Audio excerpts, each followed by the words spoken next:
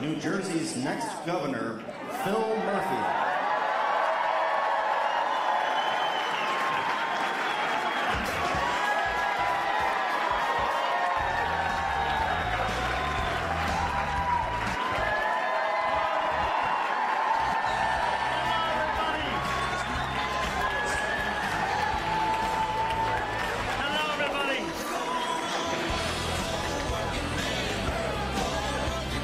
Thursday afternoon here in Newark. How cool is this, folks, huh? I want to say to all of the elected officials, the chairs, the chairmen and women, the candidates, the VIPs, family, friends, residents, faith leaders of this extraordinary community, county, and state, welcome and good afternoon, and thank you so much for coming out.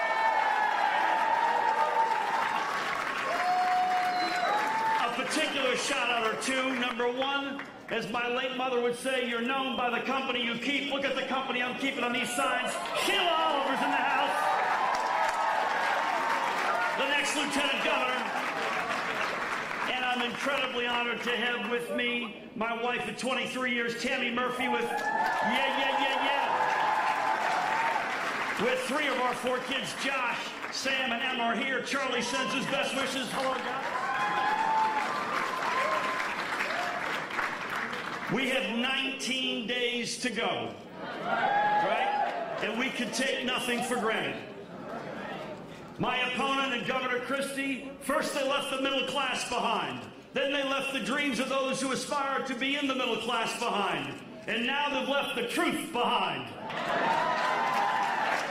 So it's up to us to fight back, and we must. We can take nothing for granted over these next 19 days. And the choice could not be clearer. 4 more years of the same failed politics where the middle class is hollowed out and ravaged, where public education doesn't get funded, infrastructure is ignored, we get more unfair by the day, and we're constantly pitting us versus them, or we could turn the page and change. And embrace new leadership with new priorities, like respecting our seniors, respecting and reinvesting in our urban communities, just like Newark, rebuilding the middle class and the dreams of those who aspire to be in the middle class, funding public education, funding infrastructure, making us fair and inclusive again. If you walk out of here and somebody says, quick, what's Murphy stand for? And Sheila Oliver, what do they stand for? We stand for a stronger, fairer economy that works for every New Jersey family. That means we have to grow again. That means reigniting a couple of the engines we used to dominate, like the innovation economy and the infrastructure economy. That means we have to be fair again. There's a long list, but we'll get to it. Minimum wage of $15 an hour. Earn sick leave not just for some, but for all. Child dependent care, caregiver tax credit. Equal pay for equal work. Making college affordable again for everybody, not just for some. Comprehensive criminal justice reform at long last. There's a whole series of steps, so stronger and fairer, and an economy that doesn't work just for a few, but touches everyone. And with your help, I want to be the governor of the state that we used to be. A state that grows, that's fair, that's respected and trusted, that does big things and stands for smart government, that proves you can be responsible at the same time you're being progressive. And being progressive means a lot of things, but I know it means these 3 at least. We will fund Planned Parenthood again.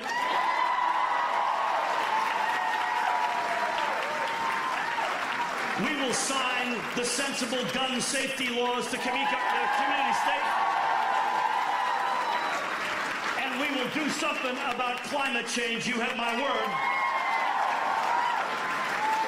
We will be a state once again that's inclusive, with leadership that cares about everybody. I'll commit to you right here. I'm not going to the beach by myself. When I go, we all go. A state that's civil again, that treats each other with respect even if we disagree. And finally, a word I'm drawn to, compelling. That we're a compelling state again. Whether it's that young woman who's graduating from college looking for a job, or a young couple looking to start their family, or a small or medium-sized business trying to figure out where to put their roots down, or a senior. We have them all over the state, in this community. Do I stay or do I go? That once again will be a state where folks say, you gotta look at New Jersey. There's too much going on there. New Jersey has momentum. Something is happening. You'll make a mistake not to have New Jersey on your list. And it won't just be words. They'll see our progress and see themselves in our state, whether it's their career or their family or their retirement or their business. So please, thank you so much for your help. We can take nothing for granted. 19 days to go. Please keep up on us, Murphy4NJ.com. Please follow us, okay? Now listen, I want to warn you ahead of time, when you do follow us, you're going to see that we walk and chew gum at the same time. I mean by that, on the one hand, we're going to be laser focused on getting this state fixed and back on its feet. You have my word. But on the other hand, we can't ignore what's coming at us out of Washington. So I'll tell you right now, if there's a health care bill, had that become law, victim state number one would be New Jersey. We will not be silent.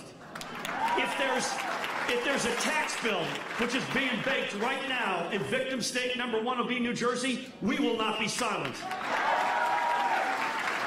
When you have a complete breakdown in moral authority, as we saw in Charlottesville, and our president who thinks you can get a gentleman's C for moral authority, when we all know it's a pass-fail test, we will not be silent.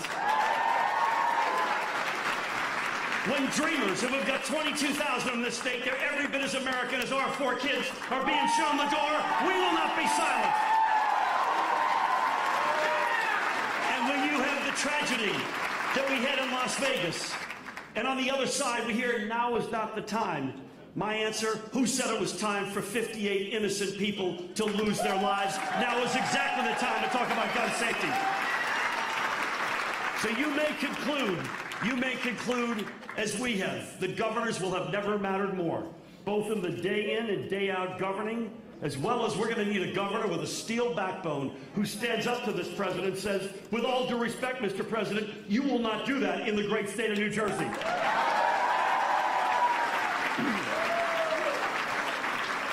Now listen, the whole time, their whole playbook is to scare people to vote, to scare them to follow. We know better. We know that we've been led by leaders who have inspired us over the decades. And nobody has inspired us more than our honored guest today.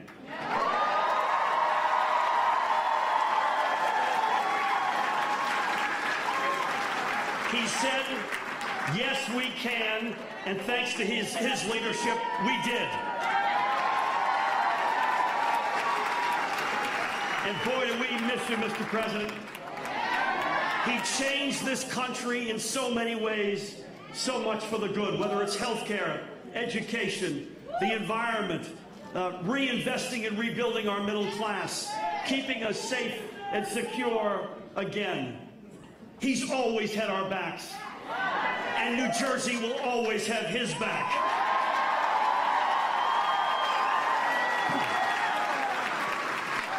We don't just miss him as Democrats. We miss him as Americans. We miss him at a very profound individual level. This is really personal for me. It's one thing to admire someone who's inspiring you from afar, but I was honored to work on his election, and then I was further honored and had the high honor to work for him as the United States ambassador to the Federal Republic of Germany for almost 4 years, working for him every single day. And when you see someone intimately up close, you can see the true measure of the leadership and the quality. And I will tell you this, at this moment in time, Tammy and our kids are here because of 4 people. My late mom and dad, John Kennedy, and our honored guest today. Let there be no doubt about it. And what an honor it is that his very first campaign appearance since he left in January is in Newark, New Jersey.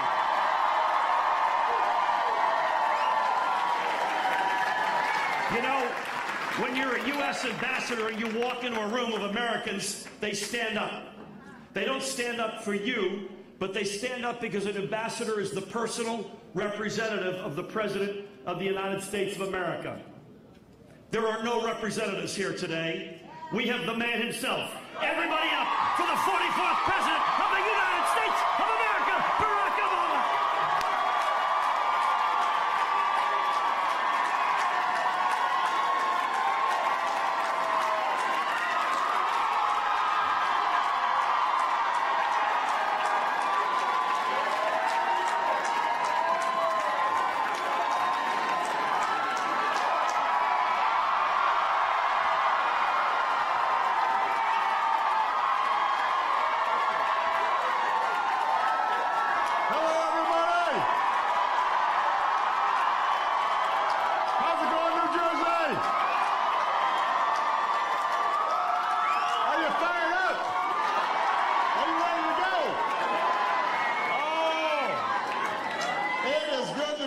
In Jersey.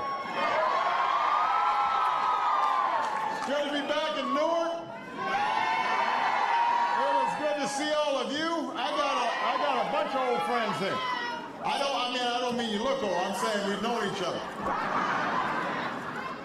I love you back. So let me begin by first of all.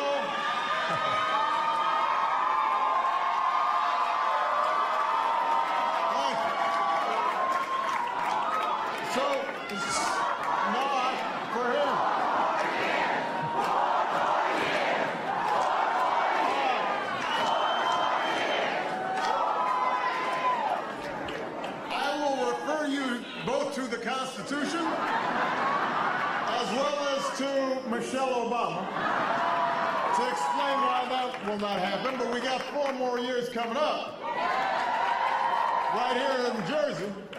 I want to begin by thanking your mayor, our host, Ross Baraka, who's in the house. A couple of outstanding congressmen next to him, Congressman Pallone and Congressman Payne. Give it up. Oh, we got, you know what? This is what happens when you start. How many congressmen are here? Because I don't want to get them all in trouble. Got Norcross, Payne, and Pallone. All right, I just want to make sure because I started thinking, uh-oh, I might have 4 others here and I'm in trouble. We've got your next Lieutenant Governor, Assemblywoman Sheila Oliver.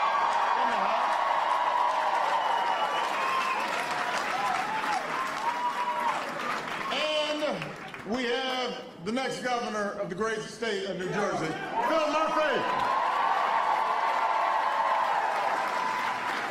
That's him. Now, I've known Phil for a long time. He and Tammy have been great friends to me and Michelle. I have to say, by the way, they were at the White House, I think having dinner with us, maybe a couple of small cocktails, perhaps. When Phil said, you know, I got this crazy idea that I might want to run for governor in New Jersey. And Michelle said, are you sure? Because she knows that anytime you enter into the realm of public service, just as these outstanding congressmen know, just as the mayor knows, you know, it's a challenge, not just for you, but it's also a challenge for your family. Fortunately, Tammy and the kids have been so supportive and excited because they've always understood what Phil's understood, which is it's not enough just to do well. It's not enough just to be a highly successful business person. What's important is, what kind of citizen are you? Are you somebody who's led local charities? Are you somebody who's helped to start nonprofits? Are you somebody who's been a good husband and a good father? And somebody who recognizes that those of us who are blessed are required to give back.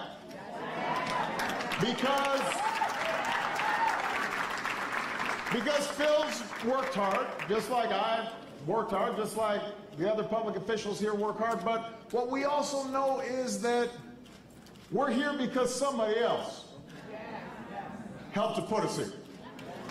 We're here because our parents, our grandparents worked hard to give us opportunity. We're here because there are a whole bunch of people who worked hard to make sure this was the land of opportunity.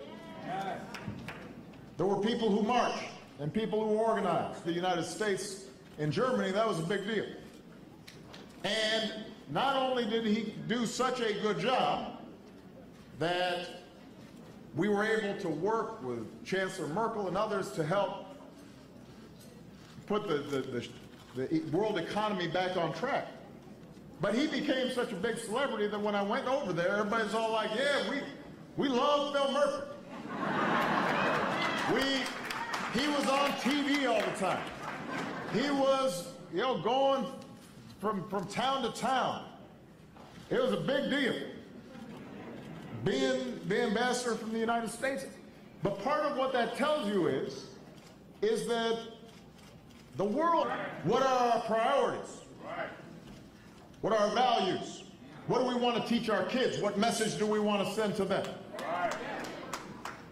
Now, the good news is times aren't as hard for everybody as they were back when Phil answered the call to serve.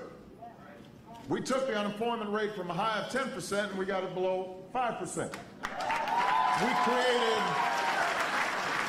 millions of jobs and we got wages and incomes growing again. And by the way, we covered a whole bunch of folks with insurance too.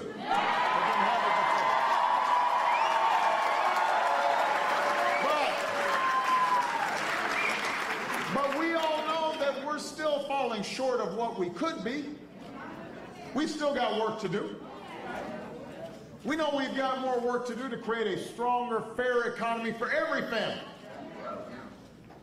In cities like Newark, in rural counties where people feel abandoned, the laid-off factory worker, the waitress, the healthcare worker who's still struggling to pay the bills, the child who's still languishing in a school that's under-equipped. Everybody who works hard every day and just wants some solid ground beneath their feet. Everybody who wants to know that their kids are growing up safe and had the chance to do better than they did.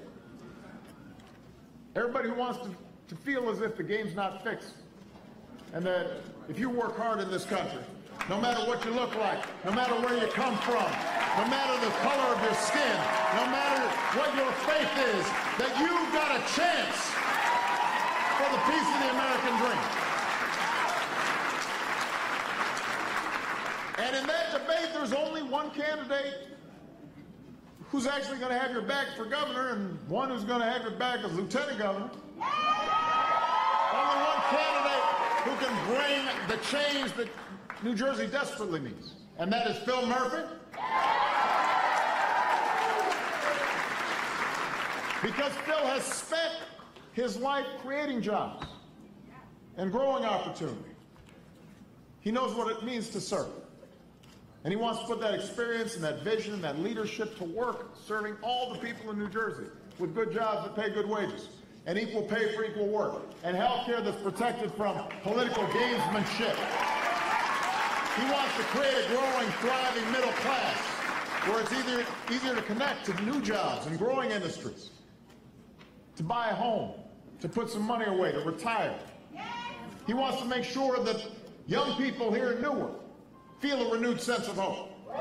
He wants to work with the mayor to make sure that they don't feel as if they've got to leave Newark in order to have a shot. He wants to make sure that those young people who've strayed and taken the wrong path, that they have a chance to get their lives back together again. He wants to make sure that all of New Jersey is safe and working with law enforcement, that keeping people safe is not contradictory with making sure that the laws are just and fair.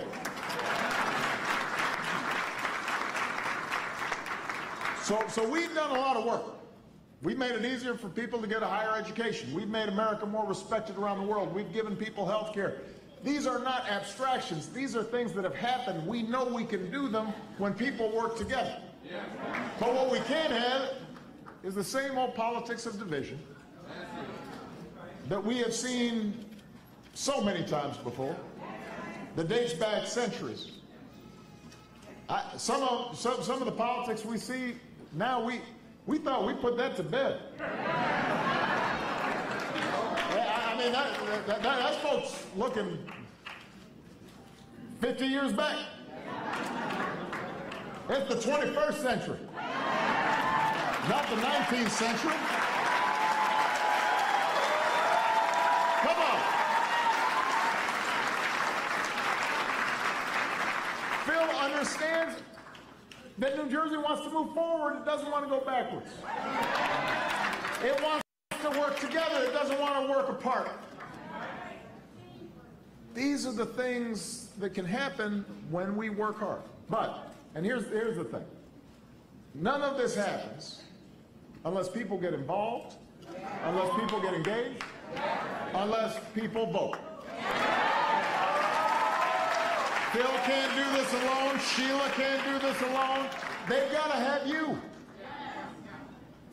And you can't take this election or any election for granted. I don't know if you all noticed that.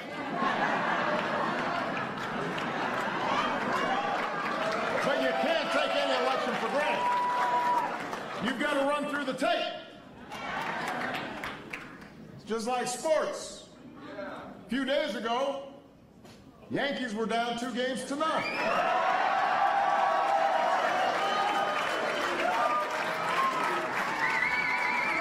Suddenly, Judge hits a home run.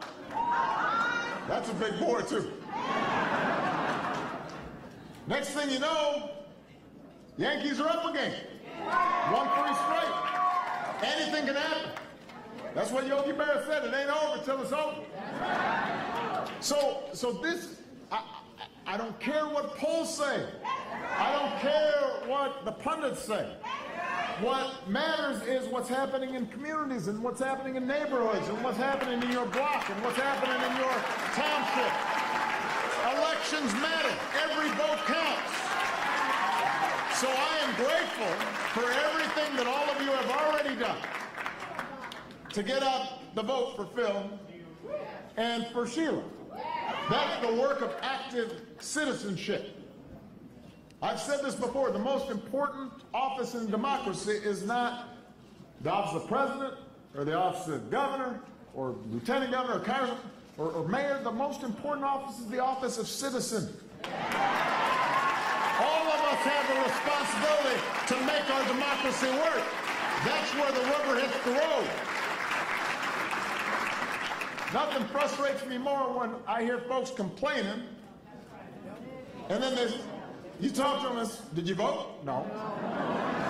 What? You cannot complain if you didn't vote. If you give away your power, and then somebody does things that are contrary to your interests, that's not that person's fault, that's your fault. Because you did not exercise the power that our Constitution gives us, that people fought for, that built this country.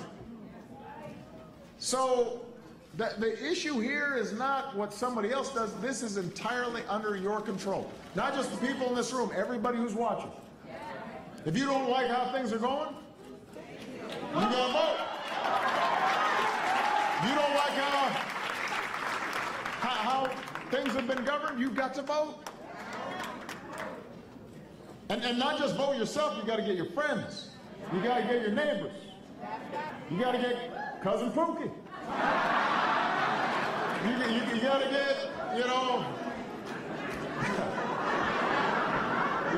get Uncle Jimmy. He's been on the couch. He's drinking a beer. He doesn't even remember it's an election. Come on. You've got to talk to people and explain that this counts. And you've got to do it, by the way, not just over the next 19 days. You're going to have to do it after Phil and Sheila get elected. Because you're going to need to help them fight for the agenda that matters to you once they're in office. That's how we move the country forward. That's how you move New Jersey forward. So,